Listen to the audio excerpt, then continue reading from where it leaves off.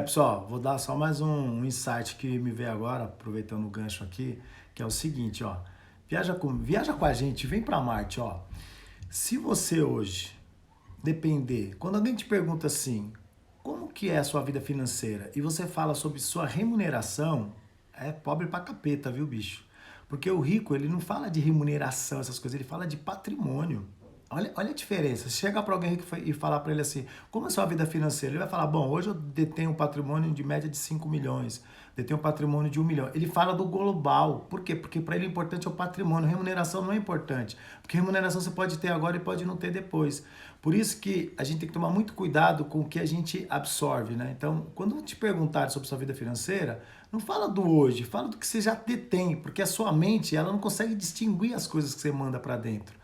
Quando você fala, por isso que a gente fala assim, não sofra, porque às vezes você está sofrendo nesse momento, mas a sua mente ela vai sofrer o tempo inteiro. Então isso é muito importante. E nós como casal, assim, a gente como casal, foi até intuitivo, né, meio involuntário. A gente sempre teve essa mente. Ela às vezes ela fala para mim, meu, para de reclamar. Porque eu era meio reclamãozão, viu? Eu era chato pra Era. caralho. Então, assim, ela falava, meu, você reclama muito. Eu tinha alguns amigos que falavam, cara, você reclama muito, você tem uma vida boa, você tem carro bom, você mora bem, você tem um puta de uma casa legal, não sei o que, mas você é reclamão. Por quê, pessoal? Eu vinha com umas crenças muito ruins, né? Eu sempre fui uma pessoa que tive várias crenças, eu vim quebrando, porque eu sou disruptivo no decorrer desse caminho. Então, a gente tem sempre que pensar da seguinte forma, pessoal. O casal, né, a energia que ela me passa e eu passo para ela, vai para todos os meus negócios. Por isso que hoje eu sou um cara que eu sou não tem nada de fazer um monte de coisa. Quando a gente fala que o casamento não é só uma sociedade contratual, né? O casamento é isso, é cumplicidade, é caminhar junto, é um enxergar o que o outro não está enxergando.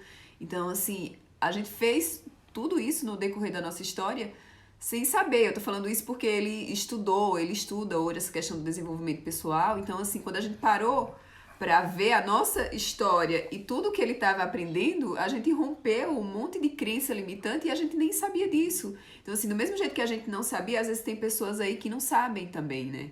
Então, assim, existem formas de você mudar. Mudar não é difícil. Aliás, mudar é difícil, mas não é impossível, entendeu? E então, assim, ele me incentivou muito a estudar também, me deu muita força, porque eu estava longe da minha família inteira. Para mim foi uma mudança muito grande, assim. E a convivência, né, foi um fator fundamental, assim, da gente conseguir chegar onde a gente chegou. Quando você tem inteligência emocional e a capacidade de reconhecer, honrar e respeitar a história, as opiniões, os defeitos é o principal, bicho. As diferenças de hábitos também, né? Também. Pensa, duas bagagens completamente diferentes, assim. Tinha toda uma trajetória, uma bagagem de vida e ele tinha outra. Então, sem nem fazer o test drive, que seria o namoro, não teve. Foi pum ali, os dois.